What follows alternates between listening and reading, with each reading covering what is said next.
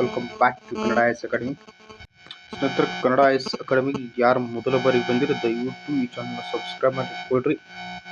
ಅಂದ್ರೆ ಮುಂದೆ ನಿಮ್ಮ ಫ್ಯೂಚರ್ 100% ಹೆಲ್ಪ್ ಆಗ್ತದೆ ಅಂತ ಹೇಳ್ತಾ, ಸ್ನೇಹಿತರೆ ಇವತ್ತು ಏನು ಮಾಡೋಣ ಅಂದ್ರೆ ಸೆಕೆಂಡ್ PUC ವಿದ್ಯಾರ್ಥಿಗಳಿಗಾಗಿ ಏನು ಸೀರೀಸ್ ಶುರು ಆಯ್ತಾ, ಸೀರೀಸ್ ಕಂಟಿನ್ಯೂ ಮಾಡೋಣ. ಆಲ್ರೆಡಿ ಮೊದಲ ಯೂನಿಟ್ ಏನಾಗಿದೆ, ಕಂಪಲ್ಸರಿಯಾಗಿ 1 ಮಾರ್ಕ್ಸ್ MCQ, ಬೆಟ್ಟ ಸ್ಥಳ ಮತ್ತು 4 ಮಾರ್ಕ್ಸ್ 6 ಮಾರ್ಕ್ಸ್ ಈ ರೀತಿ ಎಲ್ಲ ಸಂಪೂರ್ಣವಾಗಿ ಮೊದಲನೇ ಅಧ್ಯಾಯದ ಪಾಠ ಮುಗಿದದ. ಯಾರು ನೋಡಿಲ್ಲ ಹೋಗಿ ನೋಡ್ಕೊಳ್ರಿ. ಆ ಥರದೇ ಆದ ಒಂದೊಂದು ಪ್ಲೇ ಲಿಸ್ಟ್ ಕ್ರಿಯೇಟ್ ಮಾಡಿ ಆ ಪ್ಲೇ ಲಿಸ್ಟ್ ಒಳಗೆ ಇರ್ತದ, ಹೋಗಿ ನೋಡ್ಕೊಳ್ರಿ ಸ್ನೇಹಿತರೆ. ಹಾಗಾದ್ರೆ ಇವತ್ತೇ ನೋಡೋಣ ಅಧ್ಯಾಯ 2, ಅನುಭೋಗಿಯ ವರ್ತನೆಯ ಸಿದ್ಧಾಂತ, ಥಿಯರಿ ಆಫ್ ಕನ್ಸ್ಯೂಮರ್ ಬಿಹೇವಿಯರ್. ನಿಮಗೆ MCQ ಒಳಗೆ ಕೇಳ್ತಾರೆ, ಇದಕ್ಕೆ 1 ಮಾರ್ಕ್ಸ್ ಸೊ ನಿಮಗೆ ಸಿಗ್ತದೆ, ನೋಡ್ಕೊಳ್ಳಿ. ತುಷ್ಟಿಗುಣವು ವ್ಯಕ್ತಿನಿಷ್ಠವಾಗಿರ್ತದೆ. ತುಷ್ಟಿಗುಣವು ವ್ಯಕ್ತಿನಿಷ್ಠವಾಗಿರ್ತದೆ. Very important. ಯಾರ್ಯಾರ MCQ ಇಲ್ಲ ಸರಿಯಾಗಿ ತರಗತಿಗಳನ್ನ ಕೇಳ್ಕೊಟ್ರೆ, ಯಾರ ಹತ್ರ ನೋಟ್ಸಿಲ್ಲ ಅವ್ರಿಗೆ PDFs ಸಿಗ್ತದೆ. ಇನ್ನೊಮ್ಮೆ, ತುಷ್ಟಿಗುಣವು ವ್ಯಕ್ತಿನಿಷ್ಠವಾಗೈತಿ. ಸಾಮಾನ್ಯವಾಗಿ ಒಂದು ಔದೇಶಿನ್ಯ ವಕ್ರರೇಖೆಯ ಆಕಾರವು, ಔದೇಶಿನ್ಯ ವಕ್ರರೇಖೆಗಳು 3 ಔದೇಶಿನ್ಯ ವಕ್ರರೇಖೆಗಳು ಬರ್ತಾವ. ನಂತರ ಐತೆ ಅದು ಹೇಳ್ತೀನಿ. ಸಾಮಾನ್ಯ MCQ ನೋಡ್ಕೊತೀರಿ. ಸಾಮಾನ್ಯವಾಗಿ ಔದೇಶಿನ್ಯ ವಕ್ರರೇಖೆ ಆಕಾರವು ಮೂಲಕ್ಕೆ P ನ ಮಧ್ಯವಾಗಿರುತ್ತದೆ. ಮೂಲಕ್ಕೆ P ನ ಮಧ್ಯವಾಗಿರುತ್ತದೆ. ಅನುಭೋಗಿ ಆದಾಯಕ್ಕೆ ಲಭ್ಯವಿರುವ ಸಂಯೋಜನೆಗಳು ಇವುಗಳನ್ನು ಅವಲಂಬಿಸಿವೆ. ಬೆಲೆ ಮತ್ತು ಆದಾಯ. ಅನುಭೋಗಿಯ ಆದಾಯಕ್ಕೆ ಲಭ್ಯವಿರುವ ಸಂಯೋಜನೆಗಳು ಬೆಲೆ ಮತ್ತು ಆದಾಯವನ್ನು ಅವಲಂಬಿಸಿವೆ. ಬಜೆಟ್ ರೇಖೆಯ ಸಮೀಕರಣ P1 x1 + P2 x2 = M. ಇವೆಲ್ಲ ಮುಂದೆ ಬರ್ತಾವ. ಅವಾಗ ಹಂಗೆ P1 x1 P2 x2 ಹಂಗೆ ಮುಂದೆ ಹೇಳ್ತೀನಿ. ಈ ಸುಮ್ ನೋಡ್ಕೋತೀರಿ. ಇವು ಬಿಟ್ಟು ಬೇರೆ ಕ್ವಶನ್ ನಿಮಗೆ ಬರಂಗಿಲ್ಲ. ಟಾರ್ಗೆಟ್ 80 to 80, 80ಕ್ಕೆ 80 ಟಾರ್ಗೆಟ್ ನಿಮ್ದು ಇರಲೇಬೇಕು. 20 ಮಾರ್ಕ್ಸ್ ನಿಮ್ದು ಏನೈತಿ ಅಸೈನ್ಮೆಂಟ್. ಆದಾಯದಲ್ಲಿ ಹೆಚ್ಚಳವಾದಂತೆ ಈ ಸರಕುಗಳ ಬೇಡಿಕೆ ಹೆಚ್ಚಾಗುತ್ತದೆ. ಸಾಮಾನ್ಯ ಸರಕುಗಳ ಬೇಡಿಕೆ ಹೆಚ್ಚಾಗ್ತದೆ. ಲಂಬಾಂತರ ಬೇಡಿಕೆ ರೇಖೆ ಹೊಂದಿರುವುದು ಪರಿಪೂರ್ಣ ಅಸ್ಥಿತಿಸ್ಥಾಪಕತ್ವ. ಲಂಬಾಂತರ ಬೇಡಿಕೆ ಹೊಂದಿರುವುದು ಪರಿಪೂರ್ಣ ಅಸ್ಥಿತಿಸ್ಥಾಪಕತ್ವ. ಸ್ಥಾನದರ್ಶಕ ತುಷ್ಟಿಗುಣವು ತುಷ್ಟಿಗುಣವನ್ನು ಸ್ಥಾನಗಳಲ್ಲಿ ನೀಡುತ್ತದೆ. ಸ್ಥಾನದರ್ಶಕ ತುಷ್ಟಿಗುಣ ಸ್ಥಾನಗಳಲ್ಲಿ ನೀಡುತ್ತದೆ. ಓಕೆ, ಇನ್ನು ನಿಮಗೆ ಬರುತ್ತೆ ಕೂಡ ಬೆಟ್ಟ ಸ್ಥಳ ತುಂಬಿರಿ. ಬಯಕೆಗಳನ್ನು ತೃಪ್ತಿಪಡಿಸುವ ಸರಕಿನ ಸಾಮರ್ಥ್ಯ ತುಷ್ಟಿಗುಣ. ಬಯಕೆಗಳನ್ನು ತೃಪ್ತಿಪಡಿಸುವ ಸರಕಿನ ಸಾಮರ್ಥ್ಯ ತುಷ್ಟಿಗುಣ. 2 ಔದೇಶಿನ ವಕ್ರರೇಖೆಗಳು ಎಂದಿಗೂ ಪರಸ್ಪರ ಛೇದಿಸುವುದಿಲ್ಲ. 2 ಔದೇಶಿನ ವಕ್ರರೇಖೆಗಳು ಎಂದಿಗೂ ಪರಸ್ಪರ ಛೇದಿಸುವುದಿಲ್ಲ. ಅದು ಛೇದಿಸಿರೋದು ಯಾವುದು ಅಸಂಬದ್ಧ ನಿರ್ಣಯಕ್ಕೆ ಎಡೆ ಮಾಡಿ ಕೊಡುತ್ತದೆ. ಅದರಿಂದ 2 ಔದೇಶಿನ ವಕ್ರಗಳು ಎಂದಿಗೂ ಪರಸ್ಪರ ಛೇದಿಸುವುದಿಲ್ಲ. ಆದಾಯ ಹೆಚ್ಚಾದಂತೆ ಸಾಮಾನ್ಯ ಸರಕುಗಳ ಬೇಡಿಕೆ ರೇಖೆಯು ಬಲಭಾಗಕ್ಕೆ ಪಲಟುಗೊಳ್ಳುತ್ತದೆ. ಇನ್ಕ್ರೀಸ್ ಆತಂದ್ರೆ ಬಲಕ್ಕೆ ಹೋಗ್ತದೆ. ಸಾಮಾನ್ಯ ಆದಾಯ ಹೆಚ್ಚಳಾದಂತೆ ಸಾಮಾನ್ಯ ಸರಕು ಬೇಡಿಕೆ ಬಲಭಾಗಕ್ಕೆ ಪಲಟುಗೊಳ್ಳುತ್ತದೆ. ಸರಕೊಂದರ ಬೇಡಿಕೆಯು ಅದರ ಬೆಲೆಯೊಂದಿಗೆ ವಿರುದ್ಧ ದಿಕ್ಕಿನಲ್ಲಿರುತ್ತದೆ. ಬೆಲೆ ಮತ್ತು ಬೇಡಿಕೆ ಯಾವತ್ತು ಏನಿರ್ತೋ ಅಪೋಸಿಟ್ ಇರ್ತೋ. ಇದು ನಿಮ್ಮ ತಲೆಯಾಗಿರ್ಬೇಕು. ಬೆಲೆ ಮತ್ತು ಬೇಡಿಕೆ ಅಪೋಸಿಟ್. ಆದ್ದರಿಂದ ಬೇಡಿಕೆ ಅದರ ಬೆಲೆಯೊಂದಿಗೆ ವಿರುದ್ಧ ದಿಕ್ಕಿನಲ್ಲಿ ಚಲಿಸ್ತದೆ. 2 ವೈಯಕ್ತಿಕ ಬೇಡಿಕೆ ರೇಖೆಗಳನ್ನು ಒಗ್ಗೂಡಿಸುವ ವಿಧಾನವನ್ನು ಸಮಾನಾಂತರ ಅಥವಾ ಅಡ್ಡ ಸಾಲು ಸಂಕಲನ. ಸಮಾನಾಂತರ ಅಥವಾ ಅಡ್ಡ ಸಾಲು ಸಂಕಲನ ಅಂತ ಕರೀತಾರೆ. XY = C ಸಮೀಕರಣ ಅಂದ್ರೆ 6ನೇದು. XY = C ಸಮೀಕರಣ ನಮಗೆ ಆಯತಾಕಾರದ ಪರವಲಯವನ್ನು ನೀಡುತ್ತದೆ. ಇನ್ನು ಸ್ನೇಹಿತರೆ, ಹೊಂದಿಸಿ ಬರೆಯಿರಿ. ಬೇಡಿಕೆ ರೇಖೆಯು ಕೆಳಮುಖ ಇಳಿಜಾರು. ಬೇಡಿಕೆ ರೇಖೆ ಹಿಂಗಿರ್ತದೆ, ಈ ಕಡೆ ಬರ್ತದೆ. ಇದು ಬೇಡಿಕೆ ರೇಖೆ, ಇದು ಪೂರೈಕೆ ರೇಖೆ ಸಪ್ಲೈ. ಇದು ಮಾರ್ಕೆಟ್ ಈಕ್ವಾಲಿಷನ್ ಅಂದ್ರೆ ಮಾರುಕಟ್ಟೆ ಸಮತೋಲನ. ಇದು ನಮ್ಮ ಹೇಳಲ್ಲ. ಬೇಡಿಕೆ ರೇಖೆ ಯಾವಾಗೂ ಎಡದಿಂದ ಬಲಕ್ಕೆ ಇಳಿಮುಖ ಹೋಗ್ತದೆ. ಪೂರೈಕೆ ರೇಖೆ ಯಾವಾಗೂ ಎಡದಿಂದ ಬಲಕ್ಕೆ ಏರ್ಮುಖ ಹೋಗ್ತದೆ. ಇದು ಪೂರೈಕೆ ರೇಖೆ, ಇದು ಬೇಡಿಕೆ ರೇಖೆ. ಇಲ್ಲಿ ಏನೈತಿ, ಇದು ಮಾರ್ಕೆಟ್ ಇದೆ. ಇಲ್ಲಿ ನೋಡ್ರಿ, ಬೇಡಿಕೆ ರೇಖೆಯು ಕೆಳಮುಖ ಇಳಿಜಾರು. ಸರಳ ಬೇಡಿಕೆ ರೇಖೆ D(P = A - BP). ಸರಿಸಮಾನ ಬೇಡಿಕೆ ಸ್ಥಿತಿಸ್ಥಾಪಕ ED = 1. ಪೂರಕ ಸರಕುಗಳು ಪೆನ್ನು ಮತ್ತು ಶಾಯಿ. ಪೂರಕ ಸರಕು ಮತ್ತು ಬದಲಿ ಸರಕುಗಳು ಅಂತ ಬರ್ತಾವೆ. 5 ನೆಕ್ಸ್ಟ್. ಪೂರಕ ಸರಕುಗಳು ಪೆನ್ನು ಮತ್ತು ಶಾಯಿ. ಬದಲಿ ಸರಕುಗಳು ಯಾವ ನೋಡೋಣ. ಔದಾಸೀನ್ಯ ನಕ್ಷೆ. ಔದಾಸೀನ್ಯ ವಕ್ರರೇಖೆಗಳ ಕುಟುಂಬ. ಔದಾಸೀನ್ಯ ನಕ್ಷೆ ಎಂದರೆ ನಿಮ್ಮ ಕ್ವಶನ್ ಆಗ್ತದೆ. ಔದಾಸೀನ್ಯ ವಕ್ರರೇಖೆಗಳ ಒಂದು ಕುಟುಂಬವನ್ನು ಔದಾಸೀನ್ಯ ನಕ್ಷೆ ಎಂದು ನಾವು ಕರೆಯುತ್ತೇವೆ. ಇಲ್ಲೇ ನೋಡ್ರಿ, 1 ಮಾರ್ಕ್ಸ್ ಕ್ವಶನ್. ಬಜೆಟ್ ರೇಖೆ ಎಂದರೇನು? ಬಜೆಟ್ ರೇಖೆ ಮತ್ತು ಬಜೆಟ್ ಗಣಕ ಡಿಫರೆನ್ಸ್ ತಿಳ್ಕೊಡ್ರಿ. ಆದ್ದರಿಂದ ನಿಮ್ಗೆ ವ್ಯಾಖ್ಯಾನ ಕ್ಲಿಯರ್ ಆಗ್ತದೆ. ಬಜೆಟ್ ರೇಖೆ ಎಂದರೇನು?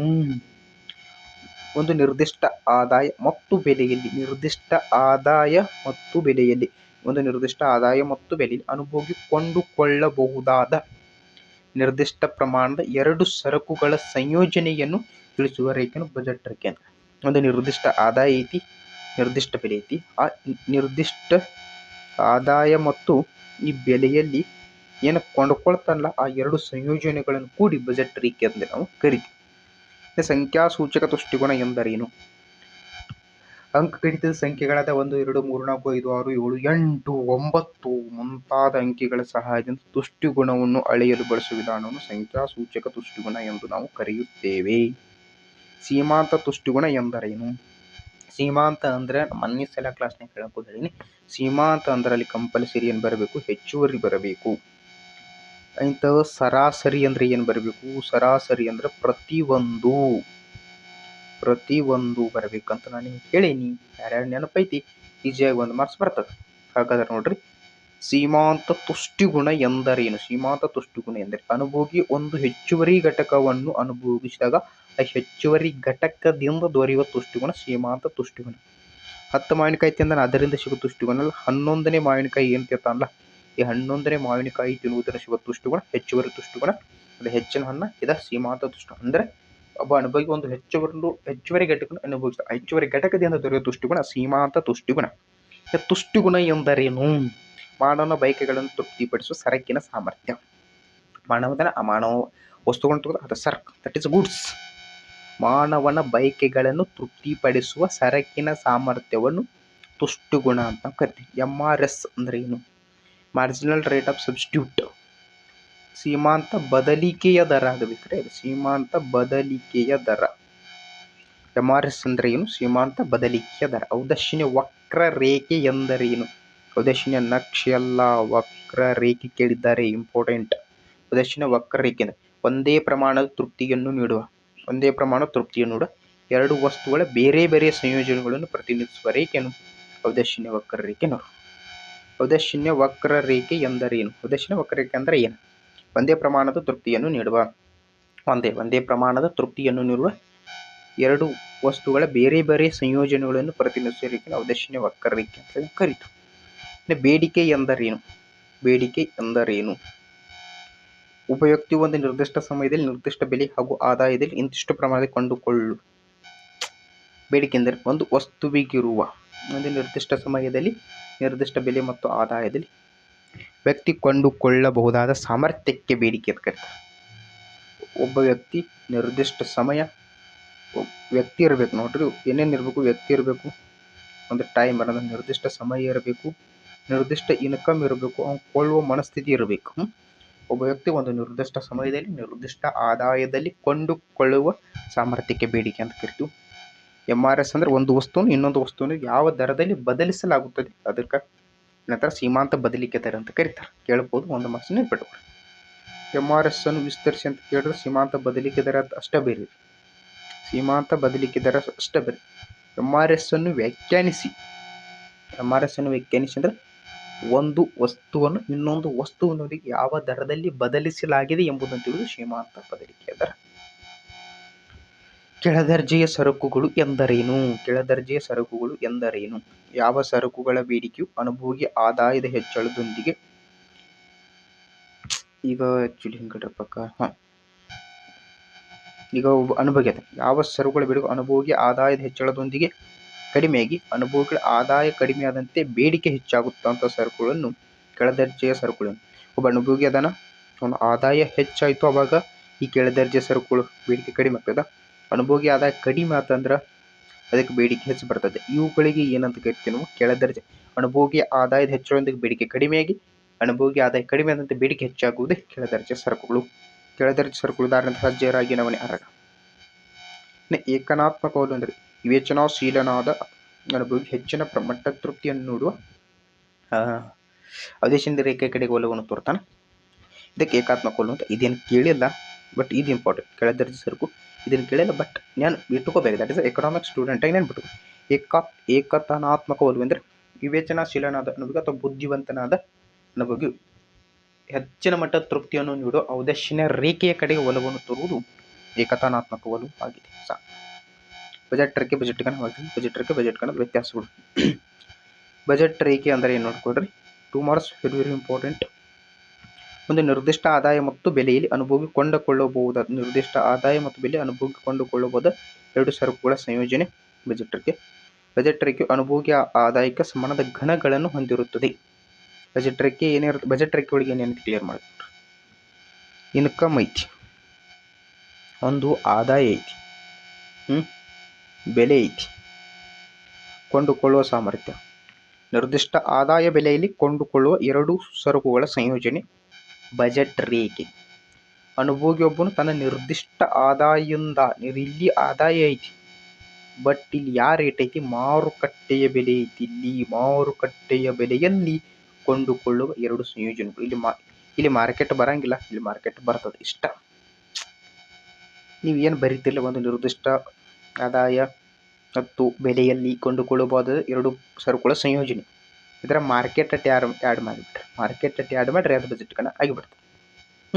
ಬಜೆಟ್ ರೇಖೆಗಳ ಗಣವನ್ನು ಅನುಭೋಗಿ ಅದಕ್ಕೆ ಸಮನಾದ ಗುಂಪುಗಳು ಮತ್ತು ಆದಾಯದ ಒಳಗಿರುವ ಇನ್ನಿತರ ಗುಂಪುಗಳನ್ನು ಒಳಗೊಂಡಿರುತ್ತದೆ. 100 ರೂಪಾಯಿ ಐತಂದ್ರೆ 50 ರೂಪಾಯಿ 50 ರೂಪಾಯಿ ಕೊಂಡ್ಕೋಬೋದು, ಇಲ್ಲ 50 ರೂಪಾಯಿ 40 ರೂಪಾಯಿ ಕೊಂಡ್ಕೋಬೋದು, ಇಲ್ಲ 40 ರೂಪಾಯಿ 40 ರೂಪಾಯಿ ಒಳಗೆ ಕೊಂಡ್ಕೋಬೋದು. ಆದ್ರೆ 50 ರೂಪಾಯಿ 60 ರೂಪಾಯಿ ಕೊಂಡ್ಕೊಳ್ಳೋಕ್ಕಾಗಲ್ಲ. ದಟ್ ಇಸ್ ಅ 10 ರುಪೀಸ್ ಏನಂತ ಎಕ್ಸ್ಟ್ರಾ ಆಗ್ತದೆ. ಆದ್ದರಿಂದ ಅನುಭೋಗಿ ಆದಾಯ ಎಷ್ಟೈತೆ ಅಷ್ಟು ಸಮ ಇರ್ಬೋದು. ಅನುಭೋಗಿ ಆದಾಯ ಎಷ್ಟೈತೆ ಅಷ್ಟು ಸಮ ಇರ್ಬೋದು. ಬಟ್ ಅನುಭೋಗಿ ಆದಾಯಕ್ಕಿಂತ ಏನಿರ್ಬೋದು, ಕಡಿಮೆ ಇರ್ಬೋದು. ಹೆಚ್ಚು ಮಾತ್ರ ಇರೋಕ್ಕೆ ಸಾಧ್ಯನೇ ಇಲ್ಲ. ಬೇಡಿಕೆ ನಿಯಮವನ್ನು ತಿಳಿಸಿ. ಬೇಡಿಕೆ ನಿಯಮ ಎಂದು ಇತರ ಸ್ಥಿತಿಗತಿಗಳು ಸ್ಥಿರವಾಗಿದ್ದಾಗ, ಸರಕಿನ ಬೆಲೆ ಹೆಚ್ಚಾದಾಗ ಬೇಡಿಕೆ ಏನಾಗ್ತದೆ, ಸರಕಿನ ಬೆಲೆ ಹೆಚ್ಚಾದಾಗ ಬೇಡಿಕೆ ಕಡಿಮೆಯಾಗುತ್ತದೆ. ನೋಡ್ರಿ, ಸರಕಿನ ಬೆಲೆ ಹೆಚ್ಚಾದಾಗ ಬೇಡಿಕೆ ಕಡಿಮೆ ಆಗುತ್ತದೆ, ಸರಕಿನ ಬೆಲೆ ಕಡಿಮೆ ಆದಾಗ ಬೇಡಿಕೆ ಹೆಚ್ಚಾಗುತ್ತದೆ. ಆದ್ದರಿಂದ ಬೆಲೆ ಮತ್ತು ಬೇಡಿಕೆಯ ನಡುವೆ ಏನೈತಿ, ವಿರುದ್ಧ ಸಂಬಂಧ ಇರುವುದನ್ನು ನೋಡಿ. ಇಷ್ಟ ನೆನ್ಪಿಟ್ಟುಕೊಟ್ರು ಸಾಕು ನೀವು. ಬೆಲೆ ಮತ್ತು ಬೇಡಿಕೆ ನಡುವೆ ವಿರುದ್ಧ ಸಂಬಂಧವಿದೆ. ಬೆಲೆ ಹೆಚ್ಚಾತು ಬೇಡಿಕೆ ಕಡಿಮೆ ಆಗ್ತತಿ, ಬೆಲೆ ಕಡಿಮೆ ಮತ್ತು ಬೇಡಿಕೆ ಹೆಚ್ಚಾಗ್ತೈತಿ. ಅನುಭೋಗಿಯ ವರ್ತನೆಯನ್ನು ವಿವರಿಸುವ ಎರಡು ವಿಧಾನಗಳು. ಒಂದು ಸಂಖ್ಯಾಸೂಚಕ ದೃಷ್ಟಿಕೋನ, ಇನ್ನೊಂದು ಸ್ಥಾನದರ್ಶಕ ದೃಷ್ಟಿಕೋನ. ಸ್ಥಾನದರ್ಶಕ ದೃಷ್ಟಿಕೋನ ಸ್ಥಾನಗಳಲ್ಲಿ ವಿವರಣೆ ಕೊಡ್ತದ. ಸಂಖ್ಯಾಸೂಚಕ ಸಂಖ್ಯೆ 1 2 3 4 5 6 7 8 9. ಬೆಲೆ ಮತ್ತು ಬೇಡಿಕೆ ಸ್ಥಿತಿಸ್ಥಾಪಕತ್ವ ಎಂದರೇನು? ಸರಕೊಂದರ ಬೇಡಿಕೆ ಪ್ರಮಾಣದಲ್ಲಿನ ಶೇಕಡಾವಾರು ಬದಲಾವಣೆಯನ್ನು ಅದೇ ಸರಕಿನ ಬೆಲೆಯಲ್ಲಿನ ಶೇಕಡಾವಾರು ಬದಲಾವಣೆಯಿಂದ ಭಾಗಿಸುವುದಕ್ಕೆ ಬೆಲೆ ಬೇಡಿಕೆ ಸ್ಥಿತಿಸ್ಥಾಪಕತ್ವ ಎನ್ನುವರು. ಒಟ್ಟು ತುಷ್ಟಿಗುಣ ಮತ್ತು ಸೀಮಾಂತ ತುಷ್ಟಿಗುಣಗಳ ನಡುವಿನ ವ್ಯತ್ಯಾಸ. ಒಟ್ಟು ತುಷ್ಟಿಗುಣ, ಸೀಮಾಂತ ತುಷ್ಟಿ. ಅನುಭೋಗಿಯು ಅನುಭೋಗಿಸಿದ ಸರಕು ಮತ್ತು ಸೇವೆಗಳ ಅನುಭೋಗದಿಂದ ಪಡೆಯುವುದು ಒಟ್ಟು ತುಷ್ಟಿಗುಣ. ಅನುಭೋಗಿ ಅನುಭೋಗಿಸಿದ ಒಂದು ಹೆಚ್ಚುವರಿ ಘಟಕದಿಂದ ದೊರೆಯುವುದು ಸೀಮಾಂತ ತುಷ್ಟಿಗುಣ. ಅನುಭೋಗಿ ಅನುಭೋಗಿಸಿದ ಒಟ್ಟು ಘಟಕದಿಂದ ದೊರೆಯುವ ತುಷ್ಟಿಗುಣ ಒಟ್ಟು ತುಷ್ಟಿಗುಣ. ಅನುಭೋಗ ಒಂದು ಹೆಚ್ಚುವರಿ ಘಟಕದಿಂದ ದೊರೆಯುವ ತುಷ್ಟಿಗುಣ ಸೀಮಾಂತ ತುಷ್ಟಿಗುಣ. ಅನುಭೋಗದ ಪ್ರಮಾಣ ಹೆಚ್ಚಾದಂತೆ ಒಟ್ಟು ತುಷ್ಟಿಗುಣ ಹೆಚ್ಚಾತತಿ. ಅನುಭೋಗದ ಪ್ರಮಾಣದ ಹೆಚ್ಚಳದೊಟ್ಟು ಸೀಮಾಂತ ತುಷ್ಟಿಗುಣ ಕಡಿಮೆಯಾಗುತ್ತದೆ. ಅನುಭೋಗಿ 10 ಮಾವಿನಕಾಯಿ ತಿಂದಾನ, ಅದರಿಂದ ದೊರೆಯುವ ತುಷ್ಟಿಗುಣ ಒಟ್ಟು ತುಷ್ಟಿಗುಣ. ಅನುಭೋಗಿ 10 ಮಾವಿನ ಹಣ್ಣಿನ 11ನೇ ಮಾವಿನ ಹಣ್ಣಿನ ಈ 11ನೇ ಮಾವಿನ ಹಣ್ಣಿನಿಂದ ದೊರೆಯುವ ತುಷ್ಟಿಗುಣ ಈ ಸೀಮಾಂತ ತುಷ್ಟಿಗುಣ ಆಗಿರ್ತದೆ. ಒಟ್ಟು ತುಷ್ಟಿಗುಣ TU = MU1 + MU2 + MU3 + MU4 + MU5 MU6 ಹಿಂಗೆ ಹೋಗ್ತದೆ. ಅಂದ್ರೆ ಟೋಟಲ್ ಮಾಡ್ಕೋತ ಹೋಗಿದ್ರು 1 2 3 4 ಬಟ್ ಸೀಮಾಂತ ತುಷ್ಟಿಗುಣ ಟೋಟಲ್ ಒಳಗೆ ಒಂದು ಎಕ್ಸ್ಟ್ರಾ ಏನಿರುತ್ತೆ ಅದನ್ನು ಕಳಿದಿರ್ತದೆ. ಓಕೆ, ಆದ್ದರಿಂದ ಸೀಮಾಂತ ತುಷ್ಟಿಗುಣರಿಗೆ ಇಳಿಮುಖ ಹಿಂಗೆ ಸಣ್ಣ ಹೋಗ್ತಿರ್ತದೆ. ದಟ್ ಈಸ್ ಯಾವುದು ಒಟ್ಟು ತುಷ್ಟಿಗುಣ. ಸೀಮಾಂತ ತುಷ್ಟಿಗುಣ ತಿಂದು ಲಾಸ್ಟ್ ಕೈಕಿ ಬಿಡ್ತಾನೆ. ದಟ್ ಈಸ್ ಕಾಲ್ಡ್ ಸೀಮಾಂತ. ಬಜೆಟ್ ಗಣವನ್ನು ರೇಖಾಚಿತ್ರದ ಸಹಾಯದಿಂದ ವಿವರಿಸಿ. ನಮಗೆ ಒಂದು ನಿರ್ದಿಷ್ಟ ಆದಾಯದಿಂದ ಮಾರುಕಟ್ಟೆಯ ಬೆಲೆಯಲ್ಲಿ ಯಾವಾಗ ಹೇಳಿನ ಮಾರ್ಕೆಟ್ ಪ್ರೈಸ್ ವೆರಿ ಇಂಪಾರ್ಟೆಂಟ್.